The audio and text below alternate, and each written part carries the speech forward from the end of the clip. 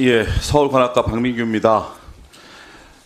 우리 박장범 후보자님, 사실상 방통위의 불법적인 2인 체제가 임명한 우리 박장범 KB 사장 후보자는 원천 무효일 수밖에 없는 상황입니다.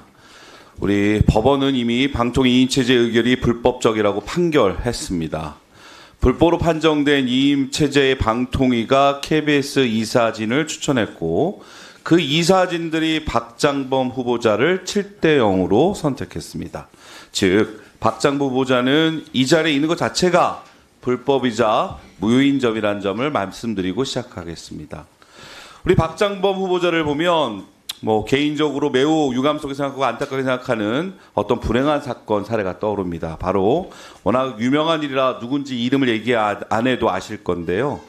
의사 면허를 따서 종합병원 수련의까지 했던 어떤 분은 입시 과정의 문제로 대학교 및 의학전문대학원에 입학이 취소됐습니다. 대학과 의학전문대학원을 졸업하고 의사 면허 국가시험도 합격했지만 애초 입학이 무효가 되니 의사 면허까지 박탈된 것입니다. 이러한 법리대로라면 박장범 후보자가 국회 인사청문회 결과 상관없이 대통령이 사장을 임명한다 하더라도 결국 무효이라는 점 다시 한번 말씀드립니다. 박장 후보자를 사장으로 만들었던 그러한 절차의 시작인 방통위의 2인 체제 의결 행위가 불법이기 때문입니다. 이러한 본 의원의 지적에 대해서 박장범 후보자님 어떤 의견을 갖고 계십니까? 저 자신이 이 가처분 대상자고 법원의 판단이 진행 중이기 때문에 저와 관련된 법원의 판단에 대해서는 언급하지 않는 게 적절한 것 같습니다. 알겠습니다. 그렇다면 이러한 상황이 불확실성이 존재한다는 사실을 인지하고 계시기 때문에 더더욱 우리 인사청문회 과정에 더 충실하고 절박해야 할 텐데 앞서 우리 노정미 의원의 질의에도 나왔지만 주식 거래 관련된 내용에 대해서 불성실한 준비 자세를 보인 점 매우 유감이라고 생각합니다. 본 의원실도 인사청문을 준비하면서 우리 후보자에게 그 KBS 30년 동안 재직했던 유일한 직장이었던 KBS의 월급 상세 현황을 요구했습니다. 근데 답변이 이렇게 왔습니다. 월별 입금 내역은 개인정보에 해당하여 제출할 수 없다고 거부했습니다. 아니 월급 받은 상세 내역 숨길 일이 있습니까? 전혀 없을 것 같은데 근데 하나 황당한 것은 후보자 본인의 월급 급여 내역은 개인정보라 거부해놓고선 아드님 외국계 금융회사 하시는 아드님의 급여는 월별로 아주 상세하게 제출했습니다. 본인의 개인정보로 소중하고 자녀의 개인정보 소중하지 않는 것입니까? 이렇게 이율배반적인 인사청문 준비 태도에 대해서 문제가 있다고 저는 생각을 합니다. 월별 급여 내역 제출해 주시겠습니까? 사장님의 월별 급여 내역. 네, 제출하겠습니다. 제출하십시오. 우리 박장 후보자 유명하게 만든 사건이 있었습니다.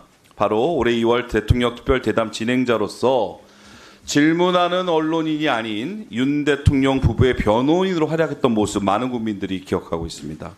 당시 후보자는 총선을 불과 2달 앞두고 위기에 빠진 윤석열 대통령을 위해서 핵심 선물 의혹은 축소 은폐하고 윤 대통령에게 본인의 입장을 옹호하는 발언을 할 수 있는 기회를 위해서 최선을 다했다고 본 의원은 평가합니다. 국민적 공물이 불러일으켰던 김건희 여사의 뇌물수수 의혹 관련 명품 디올백을 파우치, 조그만 백이라고 표현했고 특히 놓고 갔다. 전 이 부분이 더 압권인 것 같아요.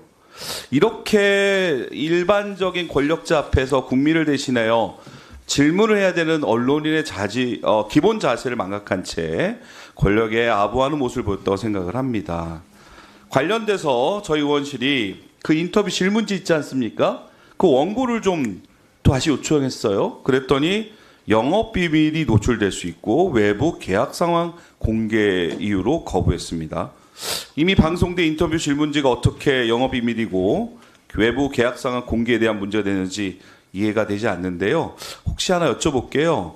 우리 박장 후보자님, 그 당시 그 질문지 온 거 있었던 겁니까? 아니면 본인이 스스로 그 자리에서 애드립으로 만든 질문지입니까?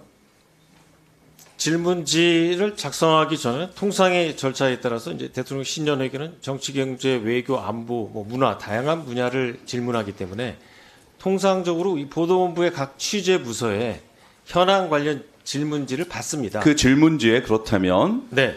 디올백이라고 되어 있던 거를 파우치, 조그마한 배 놓고 갔다. 이 세 가지 사실은 질문지에 그대로 있었습니까? 아니면 박장범 후보자가 질문자로서 스스로 결정한 겁니까? 뭐 질문지에 있었는지 기억나지 않지만 어쨌든 최종적으로 그 용어를 선택한 거는 접니다. 기억이 나지 않는다. 아니, 그렇게 제가 본인을 용어를 유명하게 선택했습니다. 오케이. 기억이 안 날 수 있습니다. 그렇다면 그 질문지 비밀 아닌 것 같으니까 제출해 주십시오. 왜냐하면 아시는 것처럼 수많은 동료, 선배, 후배 기자들이 박장범 후보자의 그 대담 프로그램에 대한 문제 제기를 심각하면서 모두 다 반대 의견을 제시하고 있습니다. 이거는 매우 중요한 사항입니다. 원고지에 있었던 내용을 그대로 읽으신 건지 어느 정도 본인 스스로의 주관이 개입하여 대통령에게 질문을 할 때 조그마한 빼기로 바꿨는지 디올이란 말을 뺐는지 놓고 갔는지 이 얘기는 이 인사청문회 핵심 중에 핵심을 생각하고 있습니다. 왜 그러냐면 KBS 공영방송의 권력에 아부하고 보도다운 보도를 하지 않는다는 국민들이 많습니다.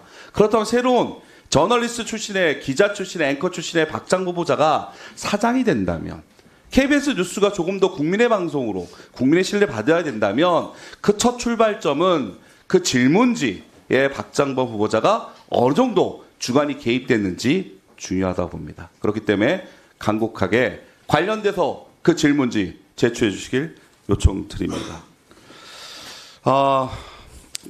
본 의원이 말씀드린 것처럼 법원이 이미 2인 체제 방통위가 불법이라고 판결했습니다. 그래서 박장 후보자가 이 자리에 앉은 이유는 사실 불법적 2인 체제 방통위가 이사 추천했고 그 이사들이 어떤 이유인지 모르지만 7대 0이라는 완벽한 숫자로 후보자를 선택해서 인사청문회 열렸습니다.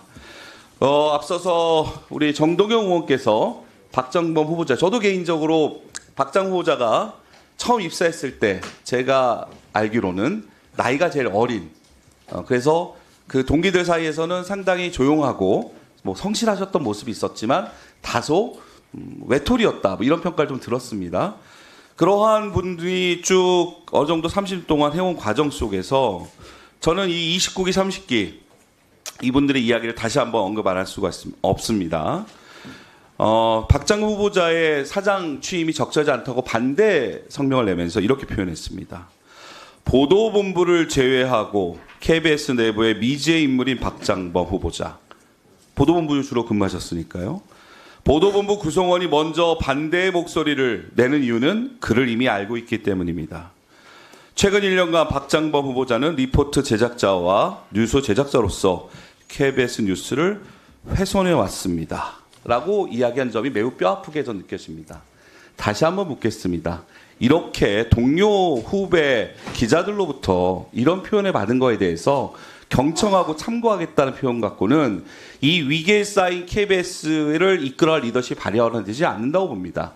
이 인사청문회는 국민들도 보고 여러 다양한 지지자들도 보겠지만 수많은 KBS 구성과 가정도 보고 있다고 생각합니다. 이 자리를 빌어서 후배, 선배, 동료 많은 기자들에게 불신임 받은 부분에 대해서 그동안은 내가 부족했다. 파우치, 조그만 배, 권력의 잘못한 부분이 일부 있다. 좀 더 공정한 KBS로서 제가 수장으로서 하겠다라는 이야기, 의견 직접 표현할 의사 있으십니까? 네, 위원님 일단 그 외톨이라는 부분은요 전혀 사실이 아닙니다. 선후배들과 잘 지냈습니다. 그리고 말씀하신 보도본부 왜 잘 안 알려져 있다고 그랬는데 제가 비서실장을 했기 때문에 다른 직종과 굉장히 접촉이 많았습니다. 그리고 말씀하신 이 기자들의 여러 가지 성명 내용에 대해서 빠짐없이 잘 읽었고요. 제가 되새기면서 앞으로 계속 가슴속에 명심하고 있겠습니다. 예, 부탁드리고 오후에도 제가 추가적으로 경영 능력과 성과 볼 텐데 저의 사실은 이 모두 발언을 보고 매우 놀랐습니다. 특히 보도 공정성 부분에 있어서 뭐 제작 자율성은 보장하지만 데스크 기능도 강화하겠다. 공정성, 정확성, 중립성 훼손할 경우 엄격히 문책하겠다 했는데 본인이 공정성, 정확성, 중립성을 훼손했던 당사자로서 이렇게 얘기한다는 것이 과연 어떻게 KBS 구성원들에게 뉴스를 만드는 언론인들에게 그것을 보고 국민적 신뢰를 어떻게 KBS를 높일 수 있는지에 대해서 심각한 의구심이 있습니다. 관련돼서 추가적으로 질의하겠습니다. 이상입니다. 예, 후보께서는 네. 그 박민규 의원 자료 제출 요청에 대해서 답변을 하셔야 될 것 같습니다. 그 대통령 신년 대담 인터뷰 사전 질문지를 제출해 달라. 네, 네, 위원장- 거기에 대해서 답변해 주십시오. 네, 위원장님. 그 저희가 이제 방송을 나간 대본은 어차피 뭐 대본이라고 할 수도 없죠. 왜냐하면 다 이제 공개된 사안이니까요.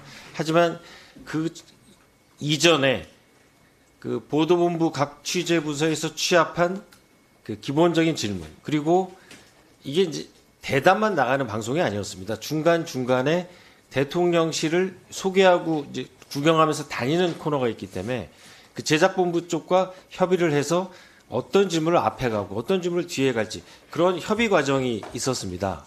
그렇기 때문에 그 어떻게 보면은 제작 자율성, 그리고 우리 제작 노하우가 담긴 이 초보는 그런 상태이기 때문에 저희가 제작 전 과정이 담긴 질문지 원안을 제출하는 거는 좀 곤란합니다.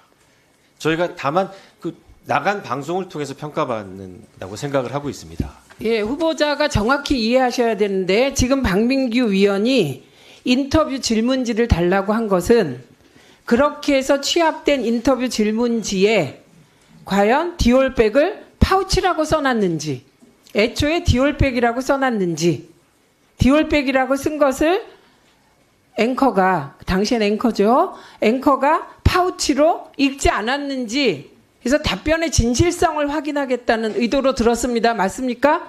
예, 그렇기 때문에 제출하셔야 됩니다. 위원장님, 그 부분은 아까 잠깐 짧게 답변을 드렸습니다만 질문을 받는 과정에서 취합된 질문에 대해서 제가 직접 대담의 당사자로서 모든 단어와 어떤 방식으로 질문할지는 최종적으로 제가 결정하고 제가 책임졌습니다.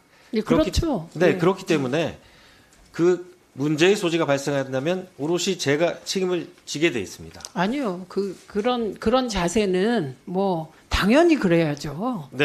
예, 그런데 중요한 것은 지금 확인하고 싶으신 건 KBS 구성원 대다수 신년 대담을 준비한 그분들도 다 파우치라고 말하라고 했나?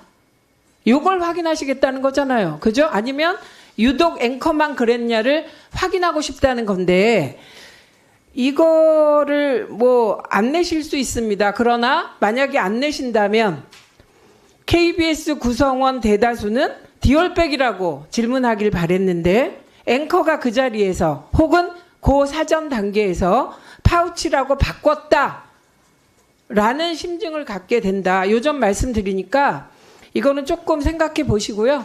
예, 알겠습니다. 왜냐하면 사전에도 파우치라고 써 있을 수도 있는 거 아니에요? 그죠? 예, 좀 생각해 보시고요.